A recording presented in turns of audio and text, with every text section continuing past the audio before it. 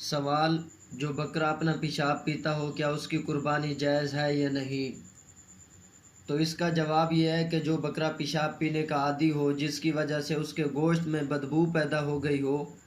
تو جب تک اس کے گوشت میں بدبو باقی رہے اس کا گوشت مکروہ ہے۔ تاہم چونکہ وہ دوسری صاف غذا بھی کھاتا ہے اس لیے اس کی قربانی جائز ہوگی۔ اس صورت میں اس کو اتنے دن تک اس طرح باندھ کر رکھا جائے کہ وہ پیشاب نہ پی سکے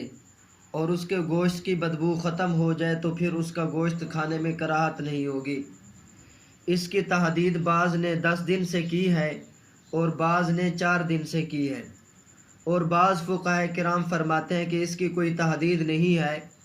بلکہ اتنی مدت اس کو اس طرح رکھا جائے جس سے اس کے گوشت کی بدبو ختم ہو جائے تو اس کی کراہت ختم ہو جائے گی، اور یہی راجح ہے۔